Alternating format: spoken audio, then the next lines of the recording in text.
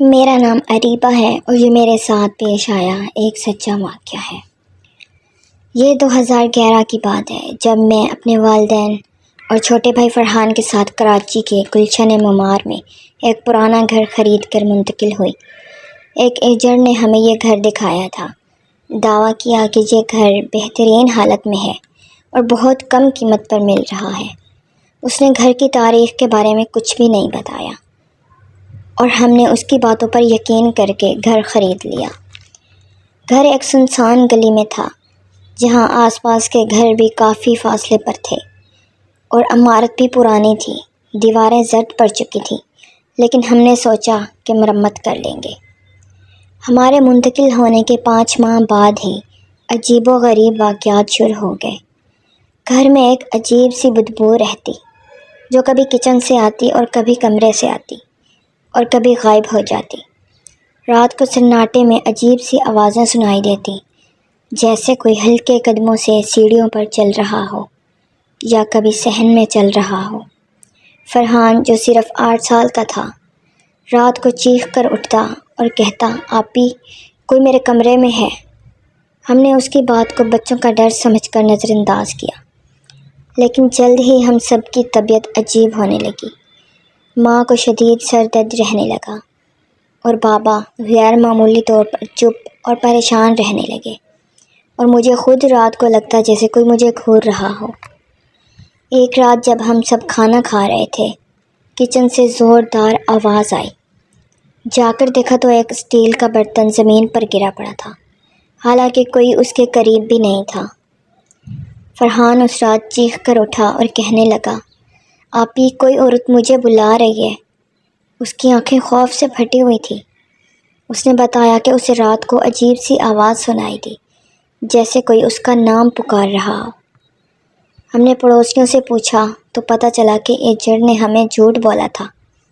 یہ گھر کئی سالوں سے خالی پڑا تھا کیونکہ اس کی تاریخ کے بارے میں عجیب سی کہانیاں مشہور تھیں۔ کہا جاتا تھا کہ یہاں کبھی ایک خاتون رہتی تھی جو اچانک غائب ہو گئی تھی، اور اس کے بعد سے یہ گھر لے کر کوئی زیادہ دیر نہ رہ سکا۔ ہمارے ایک رشتہ دار نے مشورہ دیا کہ گھر میں آیت الکرسی اور درود پاک کی تلاوت کی جائے۔ ہم نے رات کو تلاوت شروع کی۔ پہلی رات جب آیات چل رہی تھی، گھر میں عجیب سی بے چینی چھا گئی۔ اچانک اوپر کے کمرے سے کچھ گرنے کی آواز آئی۔ جا کر دیکھا تو ایک پرانی الماری کا دروازہ خود بخود کھلا پڑا تھا۔ ہم نے ایک عالم کو بلایا جنہوں نے گھر کا معائنہ کیا اور کہا کہ یہاں کوئی غیر مرئی قوت موجود ہے۔ انہوں نے صدقہ دینے اور مسلسل درود شریف پڑھنے کی ہدایت کی۔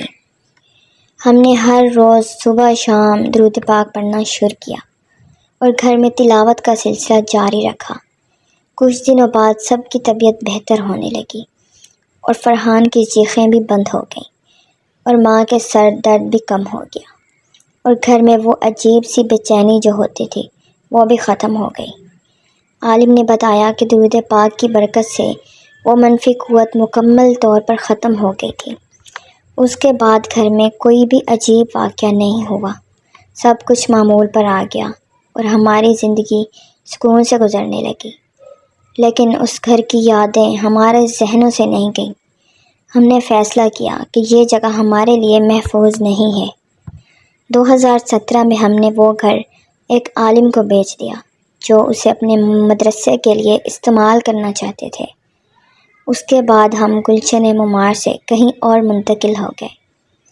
آج بھی وہ راتیں ہمارے ذہنوں میں خوف بن کر بیٹھی ہیں اور ہم سوچتے ہیں کہ اس گھر کا راز کیا تھا۔ پڑوسی کہتے تھے کہ وہ خاتون کی روح اب بھی وہاں بھٹکتی ہے، لیکن درود پاک اور قرآن پاک کی برکت سے وہ راز شاید ہمیشہ کے لیے دفن ہو گیا۔